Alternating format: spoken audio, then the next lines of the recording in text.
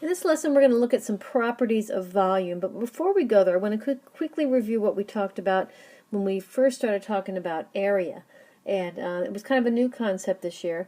And basically, we approximated the area, or we can approximate the area of a disk or a circle or any curved object by using lower and upper approximations. So if you remember, we counted squares basically. If I count the squares, the approximate, this is my lower approximation. If I count the number of shaded squares here, 7 and 1, there are 34. And then as an upper approximation, 7, 9, 10, 10, 9, and 7, there are 52.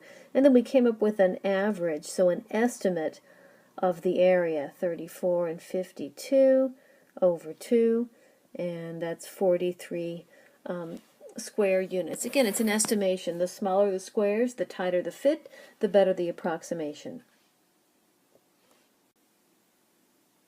So we can do something similar with volume. If I have a cylinder, I can approximate the area of the base. All the height is the same, and we know the bases are parallel to each other, but we can estimate the area of the base and then add up all those little volumes by multiplying each of those estimates by the height.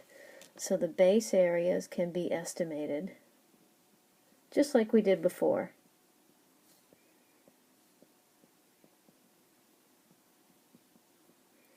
So I'll kind of show you that. So I could treat the base just like the area of an object, and I can have a lower limit and an upper limit. If I counted the squares up here, it would be 1, 9, and 9 and 1, giving 20 units.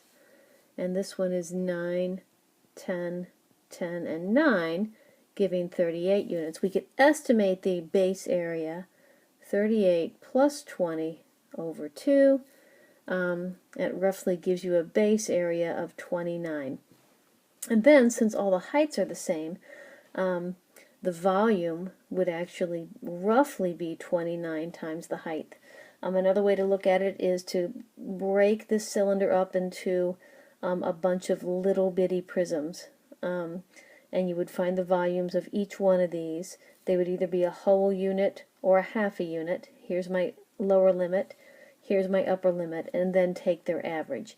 It's more of a calculus concept. That's what you do when you get to calculus. You break things up into little pieces and take their sum. Just to show you that you could obtain the volume in that way. However, for us, we tend to know most of the formulas for volume. We will be dealing with things where we are given base areas, and then we can just work on the different volume properties to calculate the volume of different objects. So here's the formula we're basically going to be working with. The volume of a general cylinder is the base area times the height. I mentioned this the other day. The capital B is the base area. So that is an area calculation. It is not a linear calculation.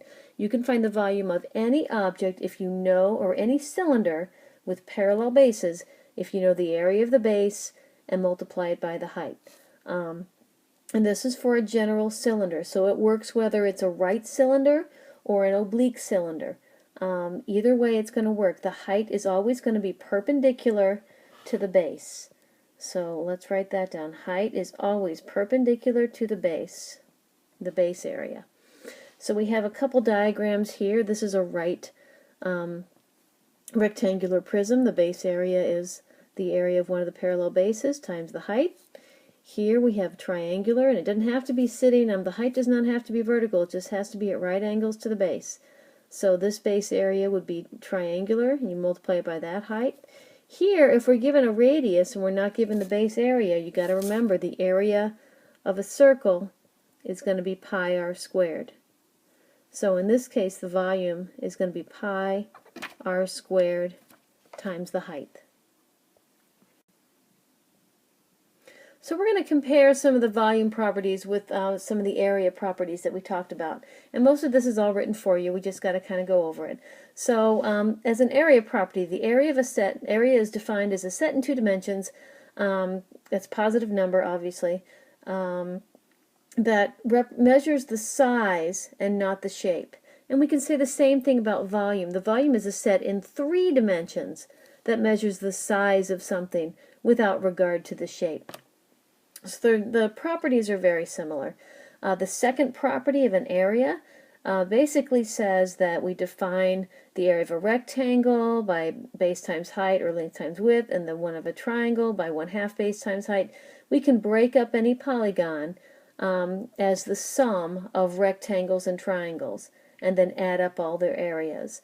In the same way, we can do that.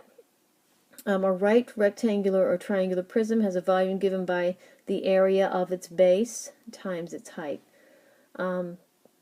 So we can do the same thing for volume. We can break things up into pieces that we know and add the volumes together. And then the third property, congruent regions have the same area. That also goes for solids. Congruent solids will have the same volume. So all these are kind of, should be kind of common sense. The next two have to do with some more complicated problems that we do, and we talked about this. The area, if I have overlap, it's going to be the sum of the two areas minus their intersection. So area A plus area B minus the intersection of A and B. The same thing applies to volumes. The volume of this entire piece is the volume of A plus the volume of B minus the volume of the intersection point. So that rectangular prism, that's part of the overlap. And then if we have holes, we subtract them just like we do with areas. The area of the difference of two regions, you take the larger one and you subtract the smaller one. Over here's the same thing for volumes. If I have a box and I have a hole in the box, you calculate the area of the entire box and then you subtract away the area of the smaller. And then the last property is what we talked about in the beginning. I can break a region out and estimate its area by finding like a lower limit and an upper limit. I can by counting the boxes inside the curved figure and then counting the boxes outside. The same thing can be done with volumes. I can calculate all the little volumes inside and all the little volumes outside and then come up with an estimate. And the volume, you know, is going to be between your smaller number and your larger number.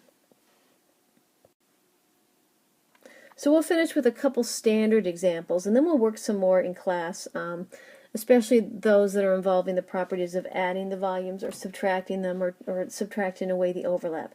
But here's just a couple standard examples. We want the volume of this oblique prism, and here we're going to assume that the bases are rectangles. Otherwise we don't have the area formula. So the bases are rectangles, and we're going to have to calculate the base area. And then the height, as I said before, oblique prisms, the same formula applies. The height is always at right angles to the base.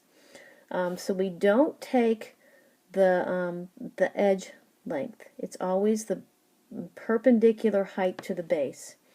So volume is base area times height. We got to figure out the base area. That's going to be 7 times 4. So that's 28. Our volume is going to be 28 times 3. And that's going to give us whatever 28 times 3 is. Let me get to it. It's going to be 84. 84 cubic yards. So the volume units is cubed. Please remember that. And then our last example is a trapezoidal prism. Our bases, we have to see the two things that are congruent and parallel, and that's this trapezoid shape and the back trapezoid shape.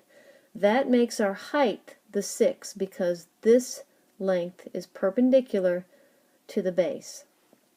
So again, our volume formula doesn't change. It's always base area times height. The height in this case is 6 centimeters, but we have to calculate the base area. I know that the formula for the trapezoid is 1/2 times the sum of the bases times the trapezoid height. So that's a different h. It's going to be 1/2 times 4 plus 2. The trapezoid height is 1.5. So the base area ends up being 4.5, making the overall volume 4.5 times 6. So that's going to be 27 cubic centimeters. Those are some basic volume calculations. We're going to work some more complicated ones together in class.